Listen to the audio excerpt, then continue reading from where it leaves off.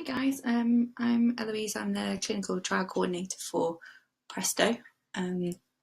I've put together a short presentation for you today just to go over a bit of background on the study, kind of what we're looking at in the study, and how we're hoping that you guys can help us with the study and kind of more what we are asking you to do as part of the study. So our study timelines. The aim is for our first site to be ready in January 2019. The first participant to be recruited later that month, and then we've got a 12-month recruitment period, so the last participant will be recruited in December 2019, and the last participant will be completed in January 2020, as there's a 30-day follow-up. So a bit of background as to why we're doing this. Chest pain is the most common reason for emergency hospital admission, and approximately 50% of patients presenting to EDs with chest pain, clinicians will suspect a diagnosis of acute coronary syndromes, or ACS, and 74 to 80% or 88% of these patients are admitted for further testing. However, less than 20% of those admitted to hospital on suspicion of ACS actually have that diagnosis. And most of these admissions could be avoided with improved diagnostic technology. Which brings us on to TMACS, or the Troponin-Only Manchester Acute Coronary Syndromes Decision Aid. It was derived from a UK multi-centre observational trial, and it's been shown to effectively reduce unnecessary hospital admissions when used in the ED, and we currently use it in the EDs in Greater Manchester. And this model takes into account a patient's history, examination, ECG findings and biomarker results measured at the time of arrival in the ED. And once you've put in, so there's 7 predictors in total, which are shown at the bottom of this slide. And once you've answered all those questions and put in the troponin result, the decision aid will calculate the probability that a patient has ACS. So once it's done this, it kind of groups patients into, or places patients into one of 4 risk groups. So you've got the very low risk group, the low risk group, moderate risk group, and the high risk group. And the percentages are shown on this slide. At the moment, the very low risk group and the low risk group are treated the same way, in that they're advised for admission to an ED observational unit for a 3-hour serial troponin test, so 3 hours after the one that was done on the admission to ED. And then the moderate risk group are advised to admission to the acute medical unit for a 6-hour serial troponin test. And the high-risk patients are advised for immediate discussion with specialist department. So out of these patients, TMACS identifies 45% of patients as eligible for safe immediate discharge following a single blood test. And it can also rule in the diagnosis. So these patients have a high risk of having ACS in approximately 5% of patients, which facilitates early specialist treatment. So, point of care testing and kind of TMACS. Originally, TMACS model relies on laboratory-based troponin testing. However, we then ran a study sponsored or from Manchester, called the PRESTO Study, which was a multi-centre observational trial, which evaluated the accuracy of TMACS using a point-of-care troponin assay on the portable handheld analyzers, which could be used in ambulances. And the results from the first 622 patients demonstrate that using a point-of-care test, TMACS would rule out ACS in 42% of patients with a very high sensitivity and negative predictive value. Which is promising. And how this now relates to the pre-hospital environment, or how we'd like to apply this to the pre-hospital environment. As I'm sure you're all aware, chest pain is the second most common reason for emergency 999 calls, and is the most common category A call. Currently, 36% of patients calling 999 are treated on the scene by paramedics without requiring transfer to hospital. This number is increasing over time, but patients with chest pain are still routinely transferred to hospital. So, our idea is that TMACs could remove the requirement for many patients with suspected ACS to be assessed in the hospital. And this would allow even earlier reassurance for patients and cost savings for the NHS, avoid ED attendances and reduce crowding, and avoid unnecessary transfer to hospital, and will free up ambulances to answer other emergency calls. However, as blood tests will be taken sooner after symptom onset, it is not safe to assume that TMACs will be accurate in the pre-hospital environment. So the aim of the PRESTO study is to evaluate the accuracy of TMACs in this setting to see whether it would be plausible to maybe implement it in the pre-hospital setting. So, objectives.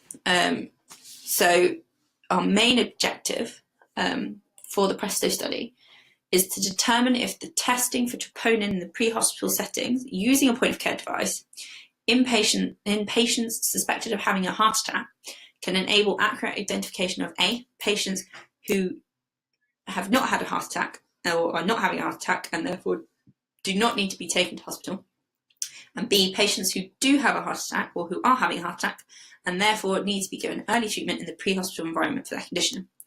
And we're also looking to validate the TMACs decisions rule scoring systems that could be used to enhance the early diagnosis of heart attacks. So the outcomes that we're looking at is a diagnosis of ACS, defined as either acute myocardial infarction or instant major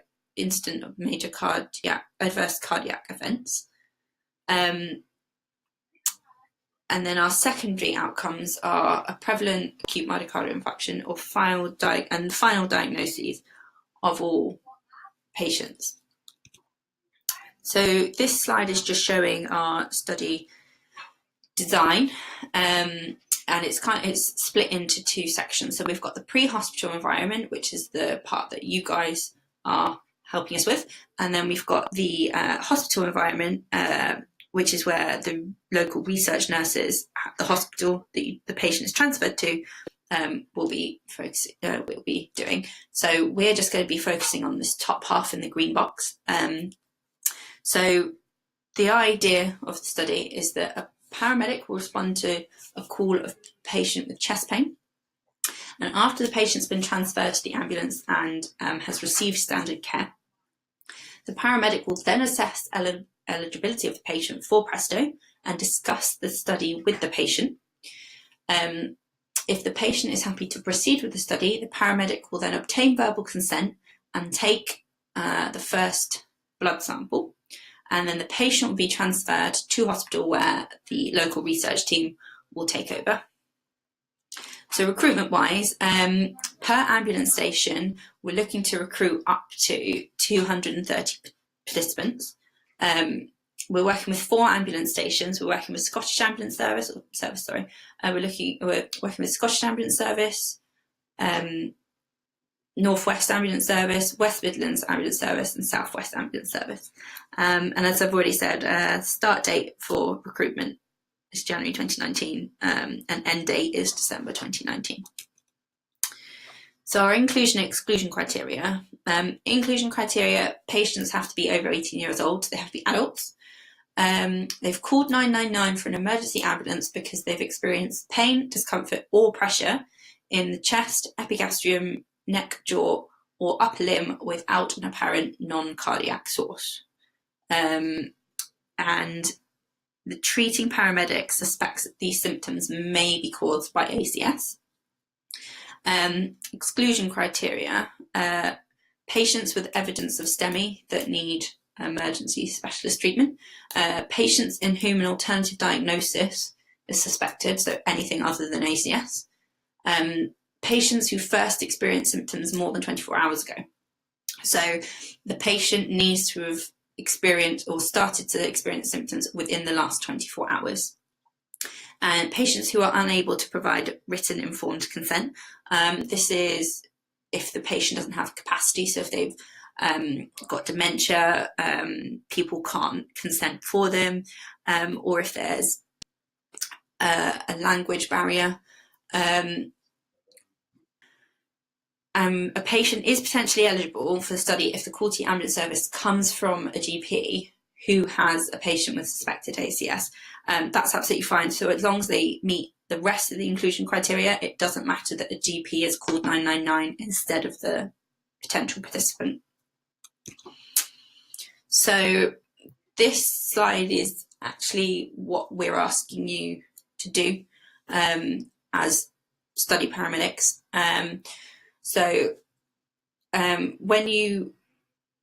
When you first see the patient after you've given standard of care, just obviously to check that they are actually eligible to be on the study. We'll then be asking you to take verbal or to discuss the patient or the study with the patient, as well as taking verbal consent.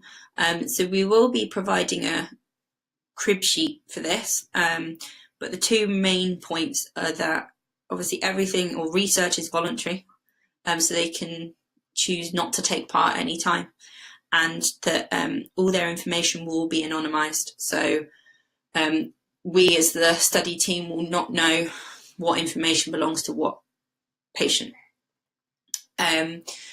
So after verbal consent has been taken, we would like you to complete a checklist and a pre-hospital case report form, which is just where we're asking you to record the information we need for the study. Both of these are on blue paper, as both of these need to go back to the ambulance station with you rather than be left with the patient. So on the CRF, we're asking you to note down information like demographics, symptoms, whether you think it's ACS, and also your interpretation of the patient's ECG. And then we're also providing a checklist for you to fill in, just so we know and you know that you've kind of covered everything that needs to be covered. There's also an ED handover letter, which has just got a few blank spaces that we'd ask you to complete. So it's got the patient's name and date of birth on there, which needs to be handed to the staff at the emergency department. And that's left with the patient as well as the rest of the study pack. So the other thing that we're asking you to do is take a blood sample, which will be taken by the cannula, via a cannula. So we'll provide the adapter and the blood bottle for you to do this in the study kit. So all of it will be in a biohazard bag labelled ambulance. There is a second biohazard bag in there, but that's got hospital written on it, and you don't need to worry about that one. So we'll provide everything that you need to take the blood, and there is a separate video on how the apparatus or the equipment works to take blood from a cannula. And then we just ask you on the actual blood sample to complete the date and time on the bottle, and there is there's a label, and yeah, we just ask you to fill in the date and time, and there's space to do that on the bottle. And then we're just asking you to leave when you transfer the patient to the hospital and leave them, and when they're admitted to ED, if you just leave the blood sample that you've taken and the rest of the study pack with the participant at the hospital. So that's a very quick overview, or that's an overview of our study. If you do have any questions, please let your research paramedic know, and they can forward them on to us. Thank you for your time, and I hope you enjoy helping us with the study.